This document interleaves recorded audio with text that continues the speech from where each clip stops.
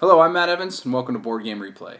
Today we're going to be taking another look at the Edge Dawnfall, this time a game plan discussion of a 1 versus 1 match between the Rhazack faction and the Dvergar faction. Now, if this is the first you're hearing about this game on our channel, I highly recommend you first begin with our overview of this game. They'll put a link to that in the description of this video. You can also click on the link up top. Now, that'll give you an overview of what this game is, kind of what comes in the box, how it plays a little bit. This is kind of a continuation of a multi-part series, so definitely start with that first if you want to kind of know what's going on. All right, with that being said, let's get to the battle.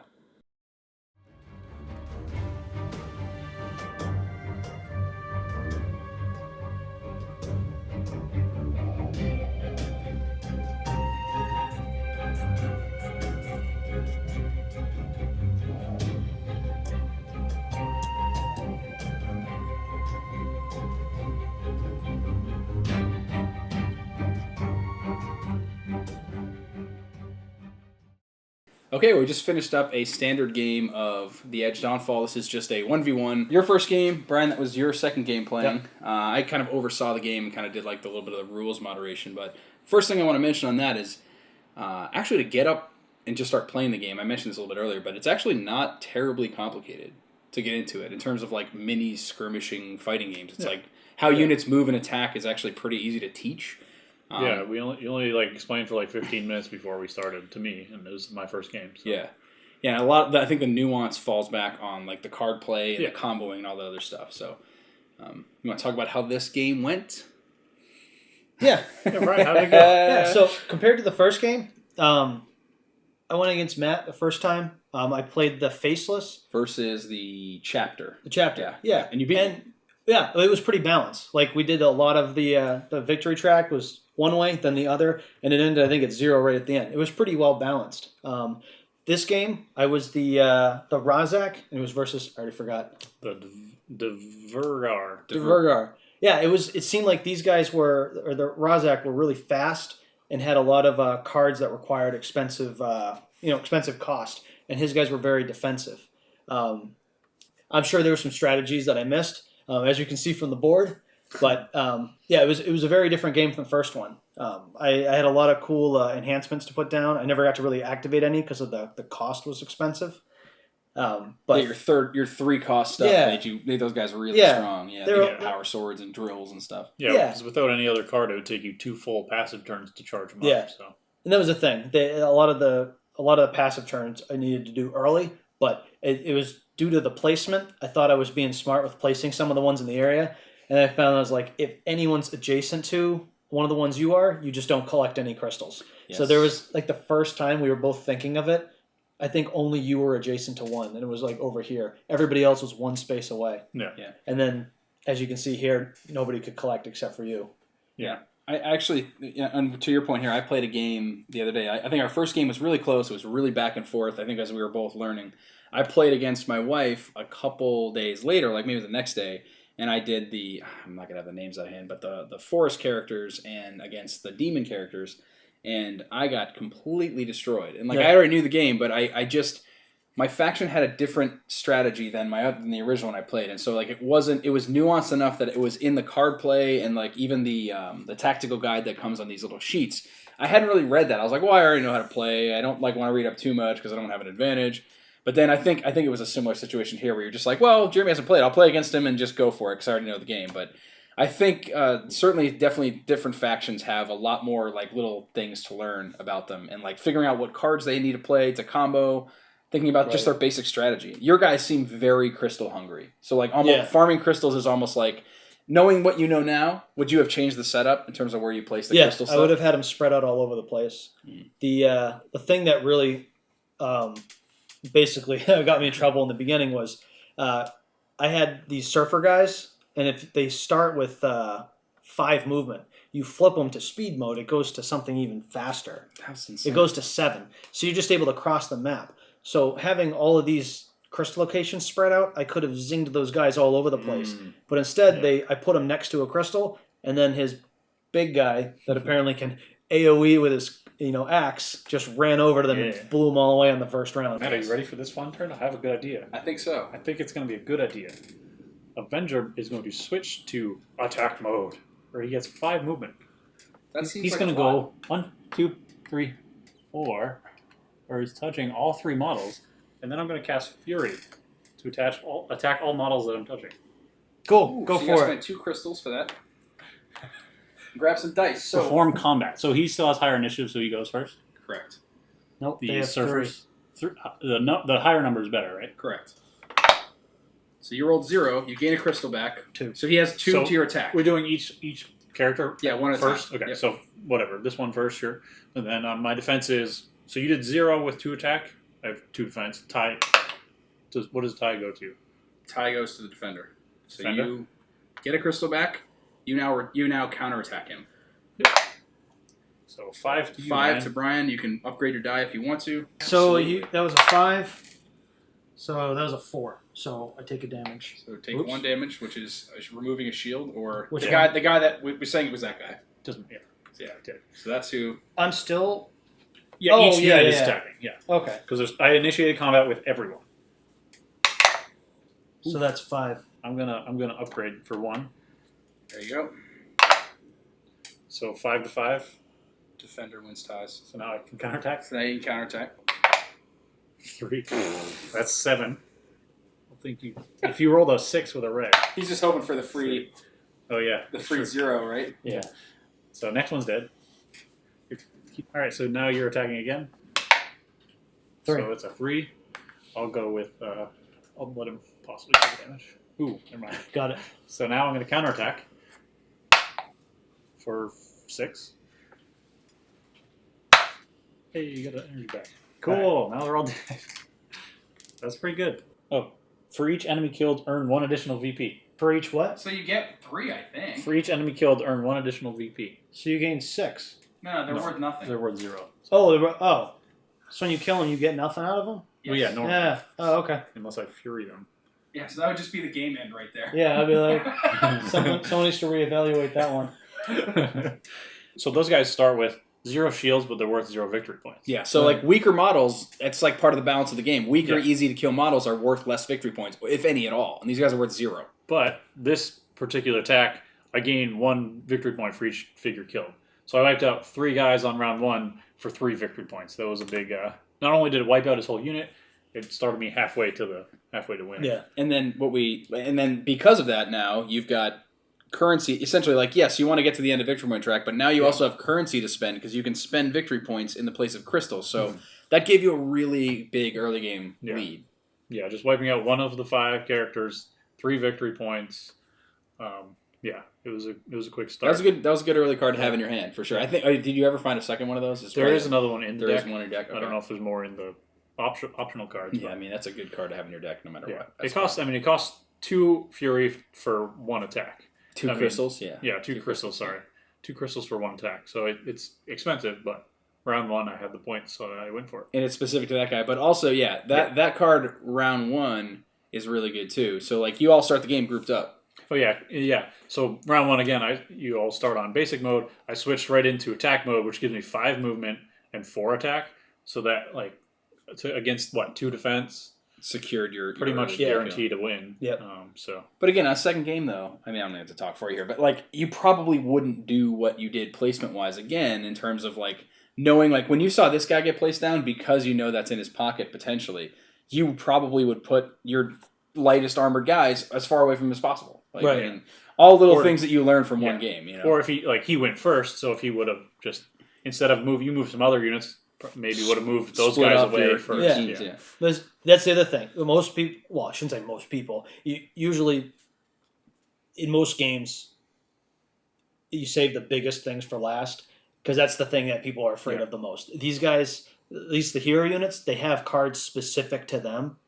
You know, other characters have their own, but they're not as strong. These large units are usually have some disgusting cards for them. Really strong. You know, like that one. And, that being placed last, that's tough. But I had no idea that guy, having the strength and was also given high movement. Because that 5 hexes, that's pretty far. Normally, everyone has 2 movement. This guy, he jumps up to 5. I don't think anyone else even moves up that much. Yeah, everyone else goes probably down movement. Yeah.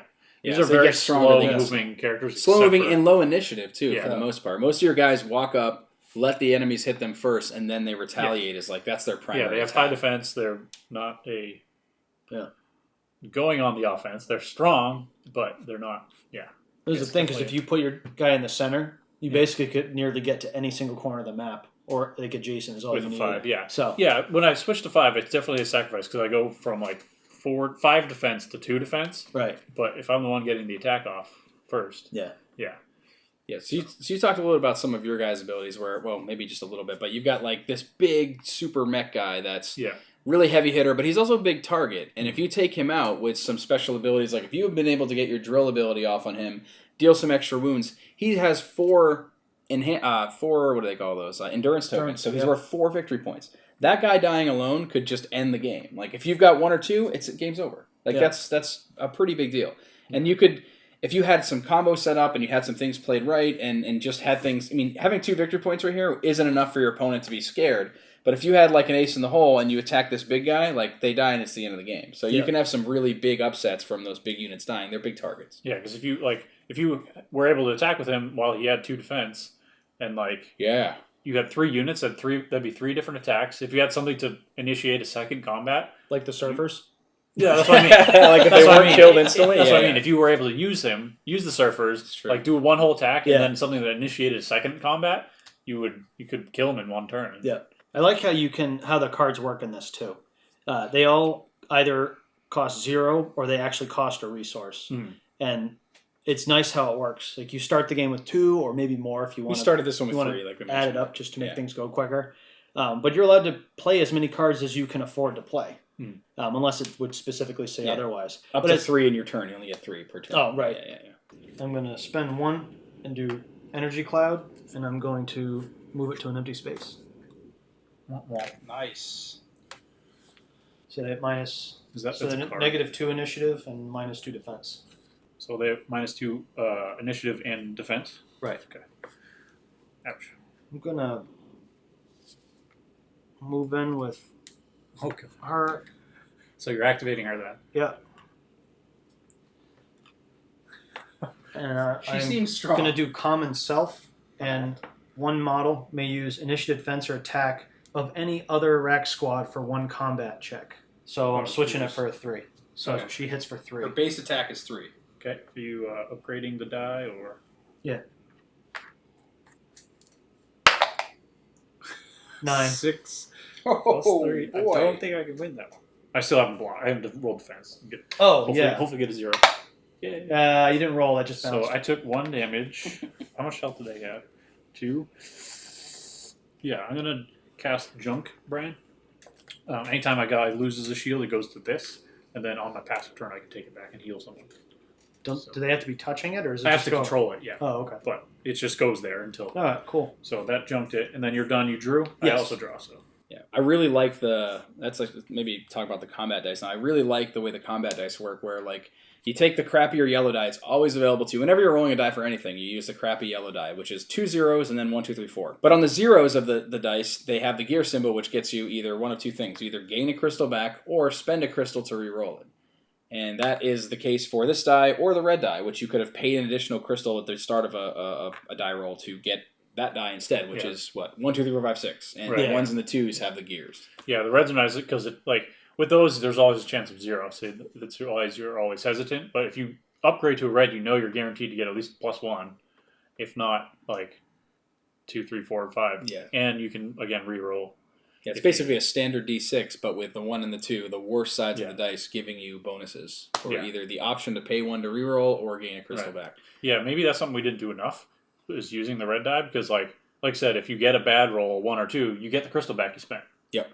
So, yeah, that's a good point. I didn't think about that. It's it's almost like you should upgrade more often if you have crystals to spend, because if you have your crystal pool full, you should be spending crystals to try and gain them back. Yeah, it depends on what you have for cards too. If you got a combo going, it's a nice luck mitigation, is what it is. Yeah, you know, if you feel like you're safe doing it, you know, just roll your dice, and if you get the chance to reroll, go for it. But if you really need to survive, or you know, like when I put all my eggs into like this big attack and end up rolling a 0, I'm like, all right, upgrading it, re-rolling it, like. It's there so that you can basically say, no, I don't want to deal with trying to get a side that's not one of 2 for zeros. Yeah. And you can always use the other nice thing. So you can use the crystals, or you can use victory points or the endurance tokens Instead of a True, crystal. yeah. instead of crystals. So That's a there's big always a chance. Like if it came down to like that last round, you could have. You kind of did go all out. You spent all your upgrades. But yeah, if you really need to I'm going to lose, or I could lose one endurance token and re-roll that. I probably should have look in hindsight. So stuff was a little spread out. I had a lot of mobility to move around, and the characters are far faster than the other guys were. And this guy has my main character had 4 endurance. And I kind of forgot about that part, and it was kind of safe in here because it was right next to the storm cloud the whole time. Yeah. So it would have been a little weak. You guys would have been a little weaker. Yes. So I could have started pulling off of her, been a little safer. That's one of the neat things is that and Jeremy did it a lot there, where he switched his characters around to different modes.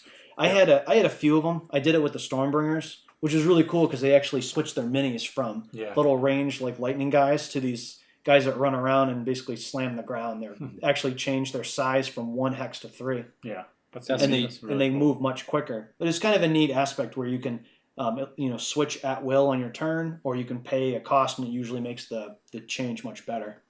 Yeah, it's a cool aspect of the game. Yeah, it's neat. Yeah, some of my cards required to be in certain modes, like the Unbroken, the Shield guys need to be in Vigilance mode. They do more damage, and a lot of the damage-based cards need you in that mode as well. So they're more vulnerable, but you can actually get a little bit more damage out. Yeah, and the character, and then in the demon and the chapter factions that I played too, it was the same kind of thing. It was I had 2 crossbow shooting guys, and they had some okay stats, and you flipped them over, their stats were actually null. They have lines across them, which means they don't even. It counts as 0 technically, but basically they can't even move. They're stuck. They're basically sitting down and aiming, but then you have cards in the deck that trigger the shoot ability, which basically is a whole separate attack. It's completely it's outside of an activation. It's just a card, and you roll a die against the target's initiative value. So basically how fast they are at dodging. Yeah, they don't get to roll defense. There's no counter to it. So if you really want to, I had a guy similar, he had a flamethrower, but you upgrade that defense die, or that die to do that check, then you're almost guaranteeing a hit. Except for when Brian's rolling the dice. Right. Yeah. So well, you got such bad luck. It was so That's bad. true. Yeah. There was some lightning storm. Or whatever. You had these guys hitting with lightning right here. Yeah. Amazingly strong. Would you like to explain what you were trying to do with that ability? Yeah. You basically check all enemy models within 1 range. And if we go back to it, you'll see I was right here. These guys have 4 movement. So 1, 2, 3. And then this guy's just going to go right here. So cock blocking you, bro. And then I'm going to spend 1 crystal and do shock. What's that do? Energy mode required, which he's in. Choose 1 target model, range of 2. Sorry, I'm good. You get a shock token on that model. -2 initiative, attack, and defense. Stop nerfing me. It stays there unless you pay 2 crystals on your active turn to remove the token. Ow. So which one are you putting on, the shield or the flamethrower? I guess I'll just put it there. Yeah, that's fine. I'm going to pay 2 and do lightning with the Stormbringer. Stop it. That guy. Check all enemy models within range of 1. 1 guy is in my zone, and the other one is 1 space away. So hit both of them. Okay. So we're going to check initiative. I only have 1 initiative. Your initiative is irrelevant. It's his initiative you're rolling against. You need to roll either the yellow or the red die and exceed 2. Okay. So So the first guy has 0. Yeah. I'm gonna roll on the yellow one against the first guy. With 0. So The shield shield. guy. So you can pay 1 to reroll that or gain a crystal. That's a tough call. That one didn't do anything? I guess. Okay. Upgrading for the next one. Yeah, it's a guaranteed. So And you get a crystal back. That's you're checking my flame keeper. which So he has 2. so you can re-roll that instead, Brian. I guess. So I have to pay an additional You do crystal. have to pay a crystal to re-roll that. It sucks. God damn. So you get another one back, dude. You have the worst rolls. Yeah, I ever. spent 4 crystals for nothing. So it does 0 damage. Upgrading the die would have been a better job. Upgrading the die on the first target to guarantee that kill would have been the guy would take damage. So that was the thing. I only had 1 crystal to spend. that first Yeah. guy was the one that had the -2 to everything. So Yeah. it was a decent chance on a yellow dice to It at was least a very make good it. chance. You had a 66% chance to Yeah. do something. Because Yeah. the second guy had no minuses. Yeah. So it was better to upgrade there. Mhm. Yeah, but there's the thing that it's such a weird mechanic to think like, oh, I can get rid of an endurance you could have done that to upgrade instead. Yeah, that's Correct. I completely forgot about that. This is Yeah. this is that word hindsight. Yeah. Looking Right. back, It's just a weird mechanic to think Infinity of like Angel. Anybody on the Your board, you can take health a being a shield. resource. You can take a shield token off of your angel over here. Yeah. To Power up change that this roll here. There's so much to think about. I Yeah. think in this game. I think it's so highly tactical. It's probably one of the most tactical like miniatures games of this. I say board game miniatures games. Maybe like Warhammer and all those games have more tactical stuff, but I think like compared to even like Shadespire, which is a game I really enjoy, which is minis, combat, tactical, card playing, and stuff. I think this has so many tactical things going on. Yeah.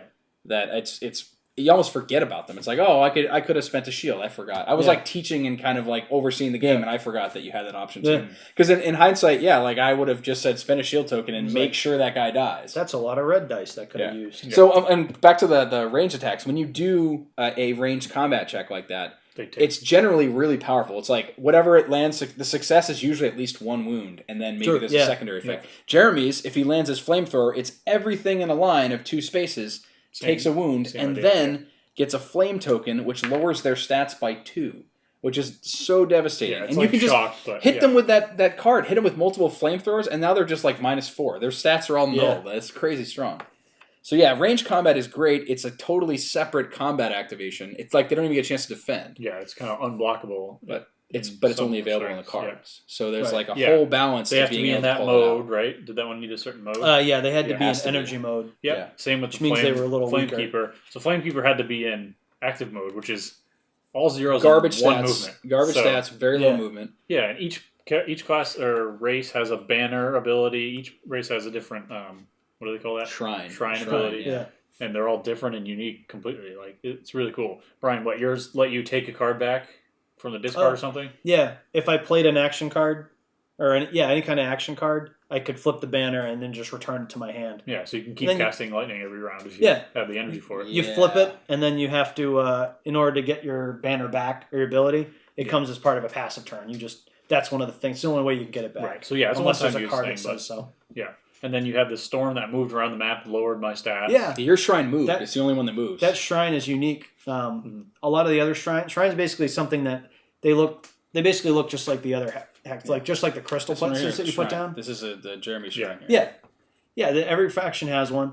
You get to put it down any place you want, following obviously the placement rules. For the most part, shrines kind of work with things that are adjacent to them. At least the ones I've seen so far. Yeah. You have to actually be adjacent to your enemy it does, or you have to be adjacent, and then you get to do something cool. My shrine worked kind of that way, where like it affected enemy units if they were adjacent to it, but there were cards where I could move it anywhere on the map, any empty space. Obviously, you can't overlap the the borders. Yes, the but actual spaces. Yeah. I was able to combo that with things like I put it right next to his main guy to attack him one time. Yeah. I blocked people in here and also kind of made it adjacent to 2 units. So lowers their stats by 2. Yeah, right? That one. Attack and initiative or defense and initiative. Yeah, it's defense and initiative. So that's huge, and it's huge against those guys because they already have low initiative but decent defense. So these characters constantly went first, and the lower defense obviously always helps everybody. Yeah.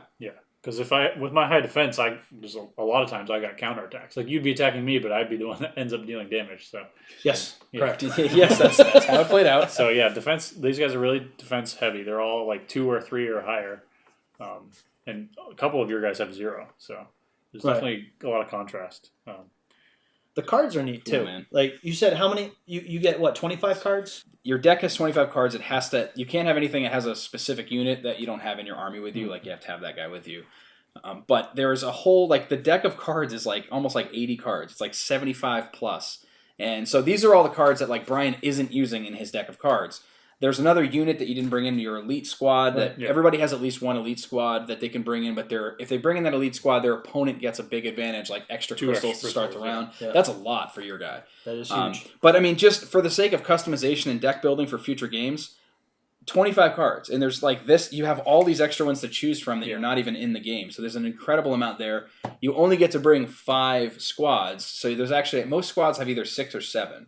So you can mix and match all those squads how you want to bring them, and then build your deck based around that. So that's a lot right there. In a 2v2 game or a multiplayer game, people only get 15 card factions, and they bring 4 squads with them. So I'm really excited to try a 2v2. Right. There's a whole second player board that hooks on, makes this giant battle map, and you hook them up together, and then it's 2v2, and it's 4 squads each and 15 card decks, which seems really cool. And then the victory points are a little bit different. It's not this track. You actually take each other's tokens back and forth. That's just the basic game, which I think there's a ton of content here. I think there's so much tactical stuff happening here. This is really one of the better like miniatures combat games I think I've played in a long time. I think it's really good. And on top of that, I want to show you I talked about this briefly in the introduction here, but there's campaigns for each of these factions to go against each other. So you guys just did the Rhazack versus the Dvergar. There's a whole book of just crazy. There's a prologue story for each faction. And then it tells you specific starting units about which ones you start with. There's a time track. There's a whole campaign map system that ties into this. How many campaigns are there? So this one here, there's one campaign for these 2 factions, and then there's another one for Faceless vs Reborn, and another of Chapter versus Demon. So there's 3 competitive campaigns. Each of these has like a covers map. all 6 factions. Yep. Yeah. And then on top of that, this is like the stretch goals that came with the Kickstarter, but it's also available. I don't know exactly about the retail status of this game and when that's going to happen. It's such a massive collection of stuff. Yeah. I'm not sure, but I'm sure they'll sell it on their site in some form.